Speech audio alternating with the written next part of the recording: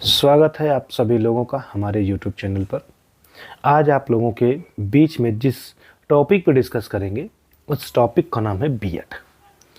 तो दोस्तों, आज आप लोगों का ये कन्फ्यूजन एकदम क्लियर कर दिया जाएगा इस वीडियो के माध्यम से कि आप यदि बीएड करना चाहते हैं तो बीएड कैसे कर सकते हैं, बीएड करने की उम्र क्या होगी, बीएड करने की योग्यता क्या होगी, बीएड करने के लिए क्या प्रक्रिया है, बीएड करने की उम्र क्या होगी, बीएड करने के लिए प्रवेश प्रक्रिया का जो सिलेबस होगा वो क्या होगा।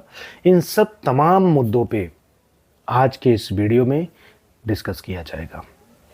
तो आप लोगों के बीच में हम जो चीज़ें आज शेयर करेंगे उसकी एक शॉर्ट समरी दिखा देते हैं, फिर डिटेल में उसके ऊपर डिस्कस करते हैं।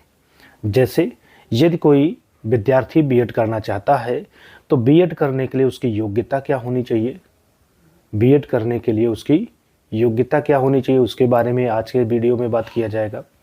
बीएड करने के लिए उम्र कितनी होनी चाहिए, बीएड करने के लिए क्या प्रक्रिया है, प्रक्रिया में क्या शुल्क लगेगा, मतलब एंट्रेंस एग्ज़ाम देना पड़ेगा और उस एंट्रेंस एग्ज़ाम में कितना पेमेंट लगेगा उसके बारे में बात करेंगे।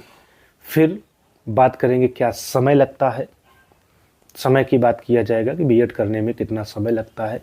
फिर बात करेंगे कि बीएड करने के लिए जो एंट्रेंस एग्ज़ाम कराया जाता है वो एंट्रेंस एग्ज़ाम की प्रवेश परीक्षा का प्रारूप कैसा होगा। इन सब चीज़ों के ऊपर स्टेप बाय स्टेप डिटेल में आज डिस्कस करने वाले हैं। तो चलिए उन डिटेल जानकारी को जानने से पहले आपसे एक छोटा सा निवेदन कि यदि आप हमारे चैनल पे अभी पहली बार विजिट किए हों और हमारे चैनल को सब्सक्राइब नहीं किए हों तो प्लीज़ सबसे पहले आप हमारे चैनल को सब्सक्राइब कर लीजिए। चैनल को सब्सक्राइब करने के साथ साथ बेल आइकन ज़रूर प्रेस करिएगा, क्योंकि ऐसे ही यूनिक जानकारियाँ आपको हमारे चैनल के माध्यम से मिलती रहेगी। इसके साथ साथ यदि आपको करियर से रिलेटेड कोई भी कन्फ्यूजन है तो डिस्क्रिप्शन में दिए हुए नंबर पे आप कॉल कर सकते हैं और अपने करियर से रिलेटेड जो भी डाउट कन्फ्यूजन आपके मन में बना हुआ है आप पूछ सकते हैं। बट उसके लिए आपको प्री बुकिंग करनी होती है मीटिंग के लिए, तो आपको सारी क्वेरी क्लियर करा दी जाएगी। चलिए स्टार्ट करते हैं डिटेल में बीएड करने की प्रक्रिया के बारे में। तो यदि आप बीएड करना चाहते हैं तो उसके लिए सबसे पहले हम जो बात करेंगे वो है योग्यता की। योग्यता की बात करें तो ध्यान दीजिएगा, योग्यता पे जब हम आएंगे तो सबसे पहले जो कह सकते हैं कि एक छोटी सी बुरी खबर है वो है एससी और एसटी वालों के लिए। एससी एसटी कैंडिडेट के लिए कोई भी रियायत नहीं दिया गया है। इस बार जो बीएड का कंबाइंड एंट्रेंस एग्ज़ाम होने वाला है 2024 से 26 सत्र के लिए, उसमें एससी एसटी कैंडिडेट को भी जो योग्यता में मानक पूरा करना है वो जर्नल, ईडब्ल्यूएस और ओबीसी के ही इक्विवेलेंट करना है।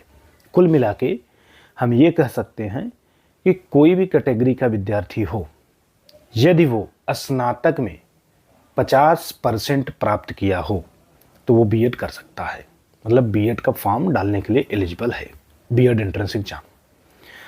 यदि उसका बीएड में 50% नहीं है तो परास्नातक मतलब मास्टर डिग्री जैसे एमकॉम, एमए, एमएससी ऐसा जो भी पढ़ाई किया हो फिर उसमें 50% होना चाहिए। तो कुल मिलाकर के चाहे उसका ग्रेजुएशन में या चाहे उसका मास्टर डिग्री में 50% होना अनिवार्य है, तभी वो बीएड का एंट्रेंस एग्ज़ाम फॉर्म डाल सकता है और वो एंट्रेंस एग्ज़ाम में सम्मिलित हो सकता है। अब बात कर लेते हैं जो ग्रेजुएशन और मास्टर डिग्री न करके बीई और बीटेक वगैरह जैसे कोर्स कर लेते हैं तो उनके लिए क्या होगा। तो उनके लिए 55% की मानक रखा गया है। जो भी विद्यार्थी बीटेक वगैरह किया है या बीटेक के इक्विवेलेंट जो भी पढ़ाई किया होगा उसको 55% लाना अनिवार्य है, चाहे जिस कैटेगरी का हो। कैटेगरी यहाँ पर सबके लिए सेम रखी है, मतलब योग्यता जो परसेंटेज का है वो हर कैटेगरी के लिए इक्विवेलेंट है। ये बात हो गया। अब बात कर लेते हैं कि जो विद्यार्थी संपूर्णानंद संस्कृत विश्वविद्यालय से पढ़ा हो, तो संस्कृत विश्वविद्यालय से जो पढ़ा है उसके लिए भी 50% ही मानक रखा गया है। मीन्स वो भी 50% अगर पाया है तो वो एंट्रेंस एग्जाम में अपीयर हो सकता है। ठीक है। अब सबसे बड़ा एक कन्फ्यूजन और है विद्यार्थियों के मन में कि क्या जो विद्यार्थी ग्रेजुएशन के लास्ट ईयर में या फिर मास्टर डिग्री के लास्ट ईयर में है तो वो एंट्रेंस एग्जाम में अपीयर हो सकता है कि नहीं? बिल्कुल हो सकता है। उसका आंसर यही है कि बिल्कुल हो सकता है। अगर कोई विद्यार्थी लास्ट ईयर के पेपर में बैठ रहा है तो वो एंट्रेंस एग्जाम को दे सकता है, लेकिन जब उसको बीएड में प्रवेश कराना होगा, मतलब एडमिशन कराना होगा, तब उसके पास रिजल्ट होना चाहिए। अपीयरिंग कैंडिडेट फॉर्म को अप्लाई कर सकता है। ये हो गया योग्यता की बात। अब बात कर लेते हैं आयु। तो न्यूनतम 15 साल है और अधिकतम नॉट एप्लीकेबल। किसी भी उम्र का विद्यार्थी बीएड के लिए फॉर्म अप्लाई कर सकता है। ठीक है, किस एज का है वो मैटर नहीं करता, बस 15 साल से कम नहीं होना चाहिए। अब बात करते हैं कि कैसे वो प्रक्रिया करेगा। तो जो भी कोई बीएड करने का मूड बनाया है, सर्वप्रथम बीएड का एक एंट्रेंस एग्जाम होता है। स्टेट लेवल पर एक एंट्रेंस एग्जाम होता है।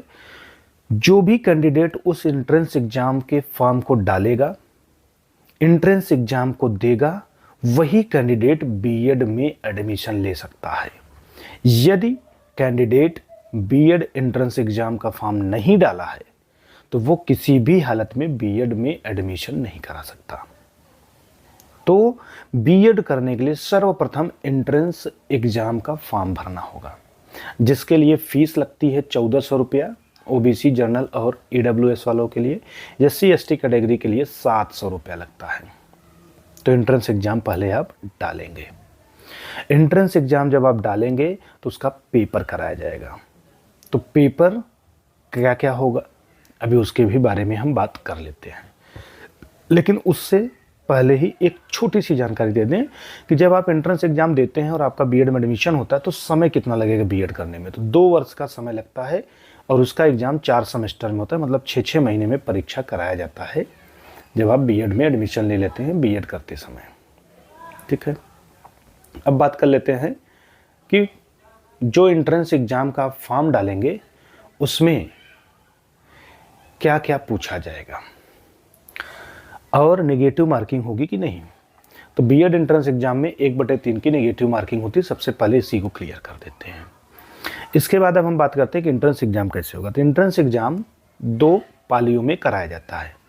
एक प्रथम प्रश्न पत्र होगा और एक द्वितीय प्रश्न पत्र होगा।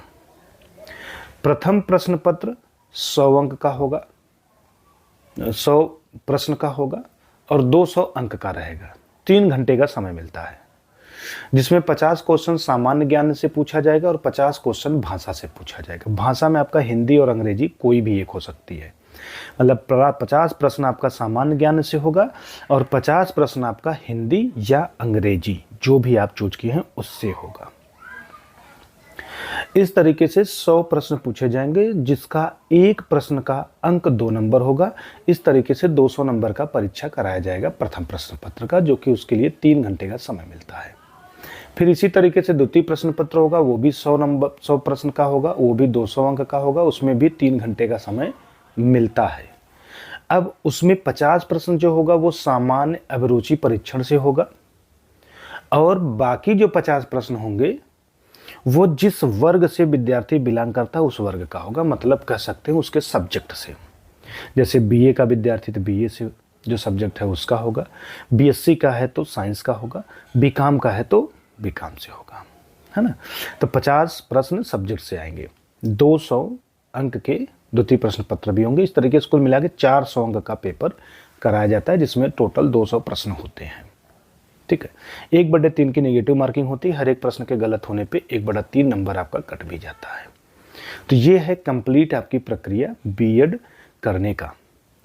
जिस भी विद्यार्थी के मन में बीएड करने का सवाल उठा होगा, इस जानकारी को लेने के बाद अब वो बीएड एंट्रेंस एग्जाम फॉर्म डाल लें और बीएड में प्रवेश करा लें। किसी भी प्रकार का कोई भी कन्फ्यूजन आपको मन में होता है तो डिस्क्रिप्शन में मेरा नंबर दिया हुआ है, उस पर आप कॉल कर सकते हैं, आपको सारी जानकारी क्लियर करा दी जाएगी।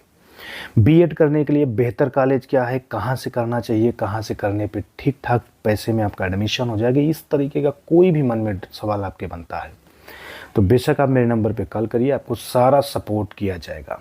बेहतर कॉलेज के बारे में बता दिया जाएगा, कहाँ से करना चाहिए, क्या बेहतर होगा क्या नहीं होगा, उन सब के बारे में आपको कंप्लीट जानकारी दे दिया जाएगा। हमारी ऑफिस भी आपके प्रयागराज में है, आप वहाँ पर आकर के विजिट भी कर सकते हैं फिजिकली, बाकी आप कॉल से बात कर सकते हैं। तो ये हुआ हमारा आज का कंप्लीट सेशन। पूरी जानकारी बीएड से रिलेटेड आपको प्रोवाइड कर दी गई। फिर भी मन में कोई डाउट बनता है तो आप बेशक कॉल करके पूछ सकते हैं, ठीक है। तो चलिए दोस्तों, लेते हैं आप लोगों से विदा। लेकिन विदा लेने से पहले आपसे एक बार फिर से रिक्वेस्ट है कि यदि अभी तक आप चैनल नहीं सब्सक्राइब करें तो प्लीज़ पहले चैनल को ज़रूर सब्सक्राइब कर लीजिए, इसके साथ साथ बेल आइकन ज़रूर प्रेस कर लीजिएगा। मिलेंगे आप लोगों से नेक्स्ट वीडियो में कुछ और भी ऐसे ही यूनिक बातों को लेकर के। तब तक आप सभी लोगों से लेते हैं विदा। बहुत बहुत धन्यवाद।